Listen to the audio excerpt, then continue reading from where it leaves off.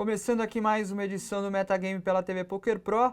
Como não poderia deixar de ser, a gente começa pelo principal evento de poker do mundo. A World Series of Poker teve o seu novo campeão, Ryan Ries. A gente pôde acompanhar tudo aqui no Brasil ao vivo pela ESPN. Eu tive a honra de participar dessa transmissão ao lado do Ari Aguiar, André Acari e de Bruno Cavaucci. E os brasileiros puderam ver a vitória aí de Ryan Ries, um americano de 23 anos que bateu Jay Farber no heads-up decisivo e ficou aí com um prêmio de $8.300.061.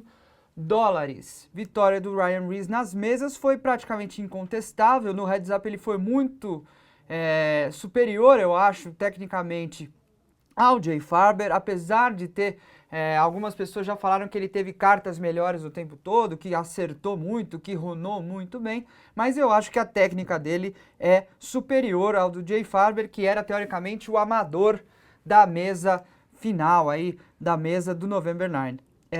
Eu gosto da vitória do Ryan Ries, falei aqui que o JC Tran era favorito, continuo afirmando que o JC Tran seria o melhor nome para ganhar esse main event, por causa de todas as conquistas que ele tem, dos recordes que ele iria somar ao seu currículo, mas eu gosto do Ryan Ries, era um rapaz que tem uma postura bacana na mesa e tal. Só que já escrevi até no meu blog, na espn.com.br, falando sobre uma certa arrogância que ele teve na entrevista final ali, depois que ele ganhou o bracelete, ele foi entrevistado pela Carol Scott para a ESPN, e ela perguntou como que ele fazia para se preparar mentalmente, e ele falando dessa coisa que ele se considera ali o melhor jogador do mundo, que ele ficava pensando nisso. Eu acho essa uma postura um pouco desnecessária. Ele não, corre o risco de confundir essa preparação mental com arrogância. Eu acho que soou arrogante, tanto é que muita gente no Twitter comentou isso aí, muitos sites comentaram essa postura dele, entenderam como uma arrogância, porque é óbvio, ele pode ser para a grande mídia que cobriu o evento, a única vez que a grande mídia dá atenção para o poker, basicamente é quando vê um jogador com uma pilha de $8 milhões na frente abraçando assim, então eles sempre vão achar que o campeão do main event é o melhor jogador do poker do mundo. A gente que cobre o poker, que está por dentro do mundo do poker, sabe que não é bem assim, e falta muito, mas muito mesmo, para o Ryan Ries chegar a ser considerado o melhor jogador do mundo. Então eu acho que ele tem que baixar um pouco a bola dele, voltar a ter uma postura mais humilde, e aí sim eu acho que ele pode ser um grande embaixador para o poker mundial, porque é um rapaz, como eu disse, que parece ser gente boa e tal, só precisa abrir mão um pouco dessa coisa que pode soar arrogante aí para a maioria das pessoas. Como eu disse, Ryan Ries primeiro, Jay Farber o segundo, Amir Lehavot o terceiro, né, o israelense que tem cidadania americana também, que é um cara que surpreendeu ali, jogou um poker diferente do que a gente esperava que ele fosse jogar. Esses foram os três principais nomes aí, os três que alcançaram o pódio. Como JC Tran também ficou em quinto lugar, é um cara que não teve muitas cartas para jogar, mostrou um poker como sempre sólido, mas acabou não tendo muitos spots ali para conseguir subir o seu stack. Foram os principais destaques aí nessa mesa final, junto com o David Benefield do Raptor, que era um jogador que eu gosto muito, só que estava ali com um stack muito pequeno, acabou caindo na 8ª colocação. Essa foi uma mesa final que deixou a desejar um pouco no nível técnico, e ela eu tinha até alguma esperança de que ela fosse uma mesa final interessante, por exemplo, como foi o primeiro November 9, como foi o November 9 onde o Joe Cada foi campeão também, que tinha o Phil Ivey, tinha umas figuras mais interessantes, mas essa daqui acabou deixando a desejar. Também vai ser uma daquelas que a gente não vai lembrar de todos os nomes dentro de pouco tempo. Eu acho que daqui a alguns anos vai ser difícil lembrar o nome de todos esses jogadores que estavam aí nessa mesa final.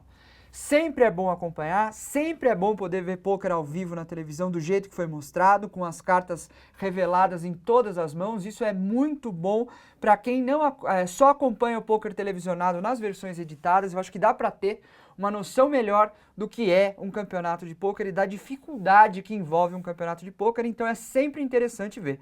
Mas que no nível técnico essa mesa final deixou a desejar.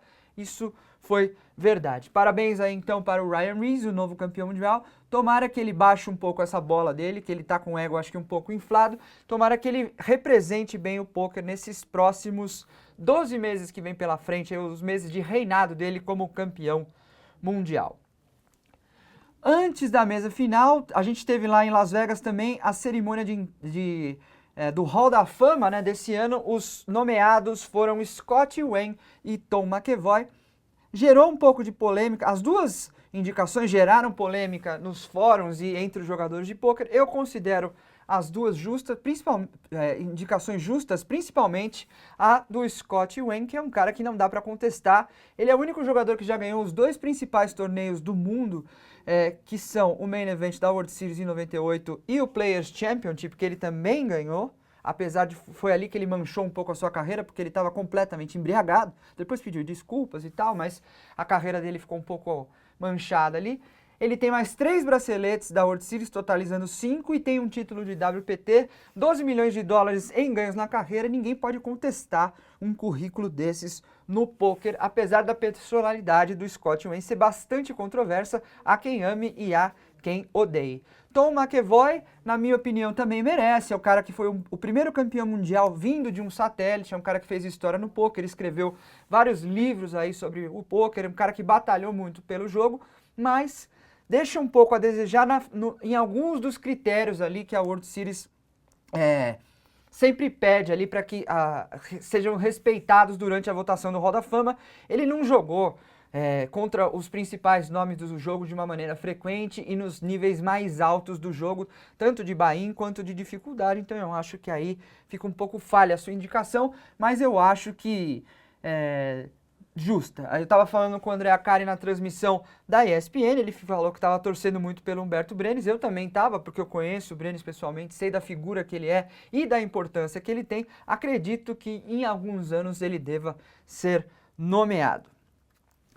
Na segunda-feira, quando a gente estava gravando o Metagame aqui, a edição de segunda, a gente estava tendo a final do UK NIPT Poker Tour, né, na Ilha de Man, lá onde é a sede do PokerStars. Pela primeira vez os funcionários do PokerStars puderam jogar um evento organizado pela empresa. Eles estavam, é muito bacana, eles estavam com o patch de funcionários do PokerStars para que as pessoas pudessem identificar. Foi uma festa o evento, né, mais uma festa do que um torneio regular, mas mesmo assim o campeão Duncan McLellan levou 94 mil libras, um prêmio que não dá para desprezar. Destaque da mesa final, a segunda colocação para Fátima Moreira de Mello, a jogadora do Team Sportstar do PokerStars, que é ex-medalhista olímpica e conseguiu aí o melhor resultado de sua carreira. Com essa segunda colocação, ela levou quase 60 mil libras para casa e deu uma declaração muito bacana. Ela falou, perguntaram para ela como que foi ficar em segundo lugar, se ela se acostumou com a derrota. Ela falou, quando ela era jogadora de hóquei na grama, ela ficou com a Holanda, ela perdeu a medalha de ouro nas Olimpíadas para a Alemanha, ficou com a segunda colocação. Ela disse que ficou arrasada. Agora com o pôquer ela entende que ela tem que analisar muito mais o longo prazo e as porcentagens de vitória dela do que qualquer coisa, então ela está aprendendo a lidar muito bem com as derrotas. Eu acho que isso é uma lição aí que serve para muita gente. Parabéns então para Fátima Moreira de Mello. Parabéns também para o Pedro Correia, impressionante o que o Pedro Correia faz no poker online e no poker ao vivo, ele que foi campeão do BSOP São Paulo em janeiro desse ano.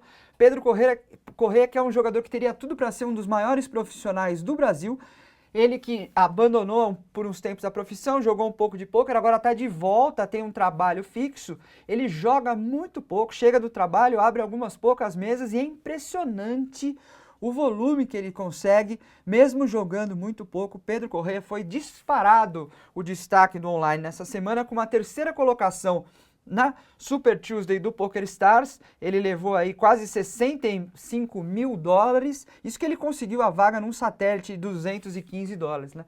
Para o torneio de 1.050, tá muito bom.